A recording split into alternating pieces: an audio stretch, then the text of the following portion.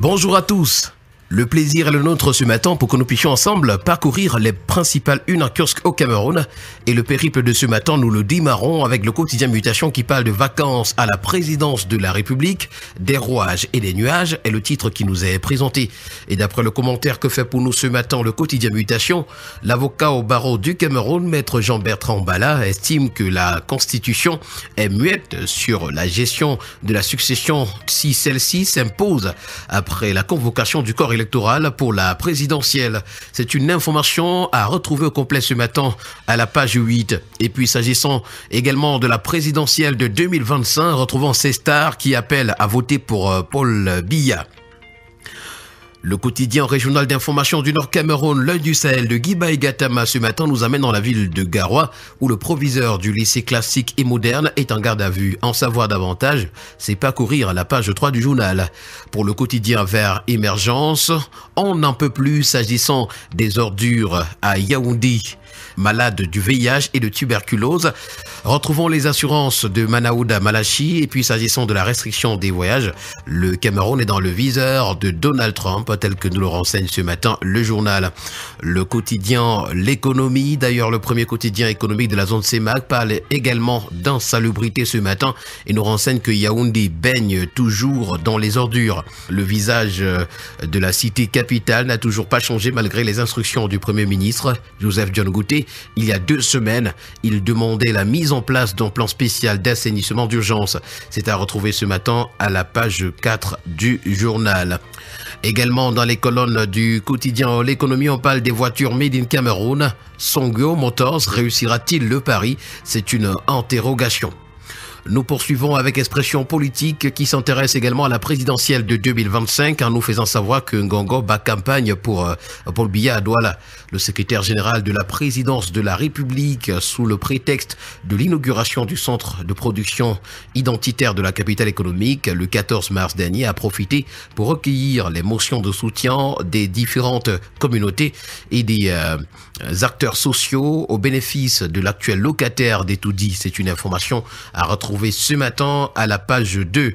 Agression à Bruxelles également, le MRC porte plainte à 8 journaux tel que nous le renseigne Expression politique.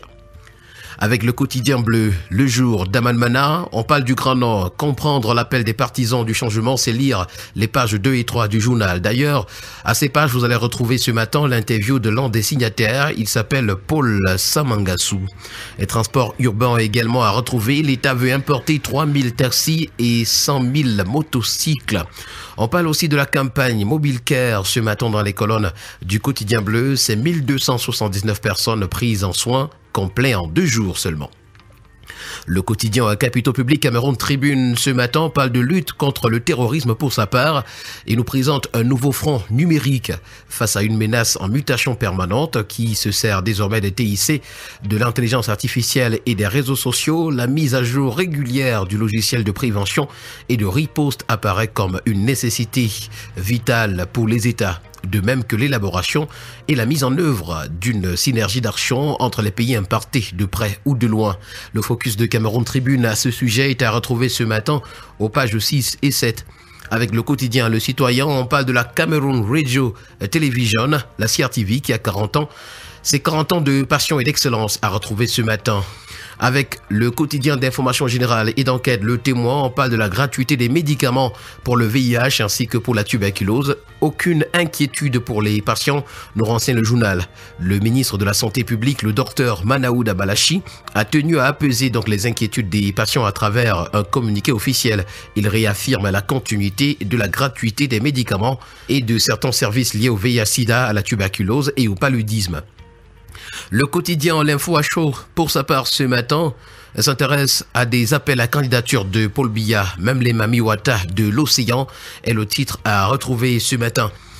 On parle d'électricité avec le quotidien Info Matin. On s'achemine vers un nouveau financement pour transformer le secteur, nous renseigne le journal. Le programme ambitieux envisagé en faveur du Cameroun par la Banque mondiale a ce 17 mars à Yaoundé été annoncé lors d'une audience du ministre de l'Eau et de l'Énergie Gaston Elundwe-Somba accordée à une délégation de l'institution de Bretton Woods conduite par le directeur des opérations pour l'Afrique de l'Ouest et du Centre.